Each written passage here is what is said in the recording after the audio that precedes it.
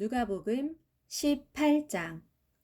예수께서 제자들에게 끈질기게 기도하고 낙심하지 말아야 한다는 사실을 가르치시기 위해 비유를 들어 말씀하셨다. 어떤 도시에 사람들을 무시하고 하나님도 두려워하지 않는 불의한 재판관이 있었다. 그런데 그 도시에 살고 있는 한 과부가 그를 줄곧 찾아가서 졸라대기를, 재판관님, 저의 억울한 처지를 들으시고 법으로 제 권리를 찾게 해 주십시오 하였다. 그러나 그 재판관은 오랫동안 그 과부의 말을 들은 척도 하지 않고 계속 무시해 왔다. 그러다가 그는 결국 이런 생각을 하게 되었다. 나는 하나님도 두려워하지 않고 사람들에 대해서도 관심이 없는 사람이다. 하지만 이 과부가 이토록 줄기차게 나를 찾아와서 성가시게 하니 할 수 없이 그의 권리를 찾아 주어야겠다. 그렇지 않으면 앞으로도 계속 나를 찾아와서 아주 귀찮게 졸라댈 것이다. 주님께서 계속 말씀하셨다. 너희는 이 불의한 재판관이 하는 말을 귀담아 들어라. 하물며 하나님께서 밤낮으로 부르짖는 자기 백성의 간구를 어찌 들어주지 않겠느냐. 어찌 계속 모른 채 하고 그냥 내버려 둘 수가 있겠느냐. 내가 진정으로 너희에게 말한다. 하나님께서는 밤낮 부르짖는 자기 백성의 간구를 들으시고 신속하게 그들의 권리를 찾아주실 것이다. 그러나 인자가 다시 돌아올 때 과연 세상에서 이 같은 믿음을 지니고 사는 사람을 찾을 수 있을는지 그것이 걱정이구나. 자기들만 옳다고 생각하면서 다른 사람들을 업신여기는 사람들을 향해 예수께서 비유로 말씀하셨다. 두 사람이 기도하러 성전에 올라갔소. 한 사람은 바리새파 사람이었고 다른 한 사람은 세리였소. 바리새파 사람은 따로 서서 이렇게 기도했소.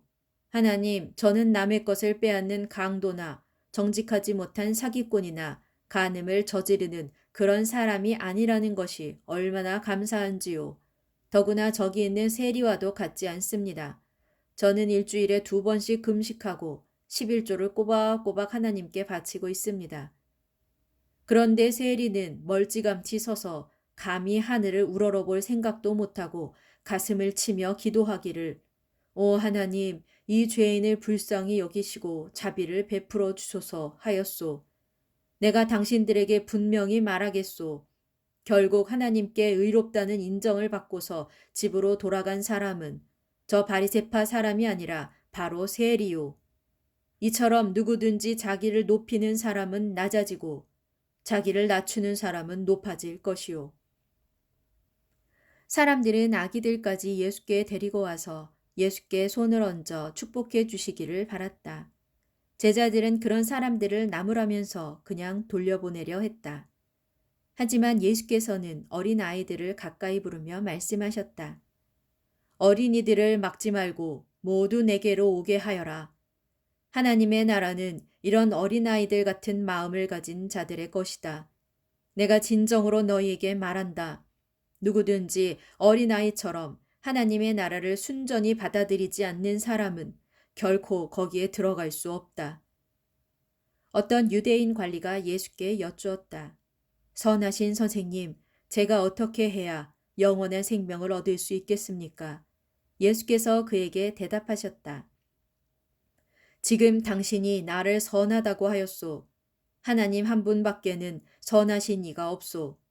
당신은 계명을 잘 알고 있을 것이오.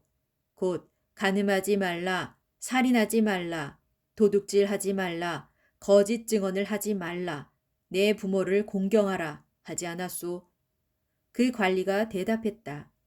잘 압니다. 저는 이 모든 계명을 어릴 때부터 지켜왔습니다. 그 말을 들으시고 예수께서 그에게 말씀하셨다.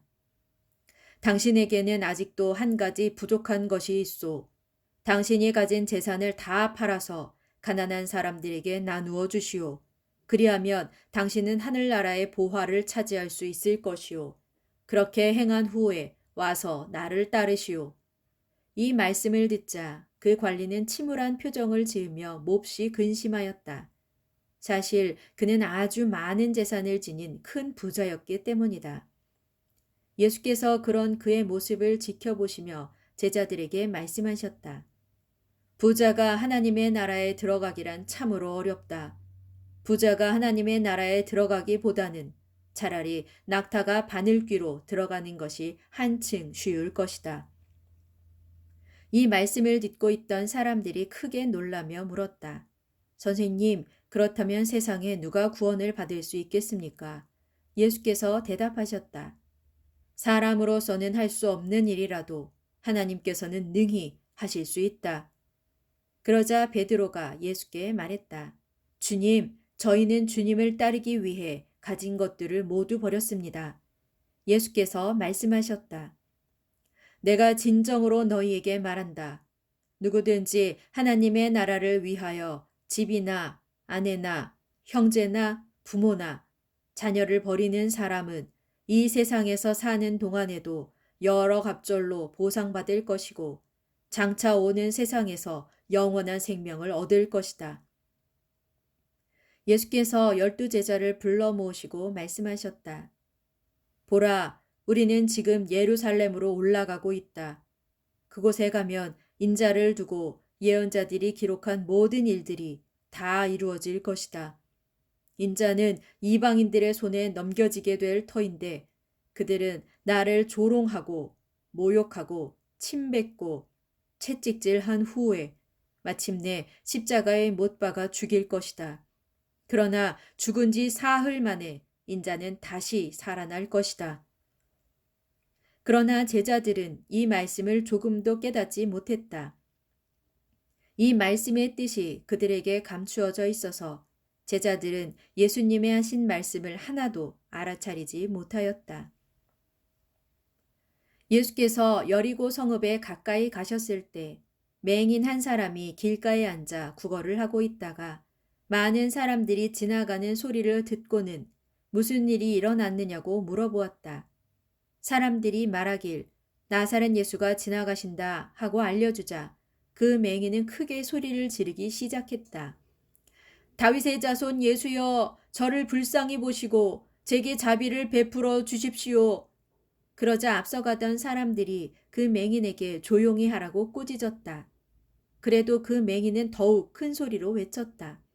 다윗의 자손이여, 저를 불쌍히 보시고 제게 자비를 베풀어 주십시오. 그때 예수께서 걸음을 멈추시고 말씀하셨다. 그 맹인을 이리로 데려오시오. 사람들이 맹인을 데려오자 예수께서 그에게 물으셨다. 내가 당신에게 무엇을 해주기를 원하시오? 그 맹인이 예수께 대답했다. 주님, 제가 볼 수 있게 되기를 원합니다. 예수께서 그에게 말씀하셨다. 눈을 뜨시오. 당신의 믿음이 당신을 구원하였소. 그러자 그 맹인은 즉시 볼 수 있게 되었고 하나님을 찬양하면서 예수를 따랐다. 이 놀라운 광경을 지켜본 사람들은 모두 하나님을 찬양하며 그분께 영광을 돌렸다.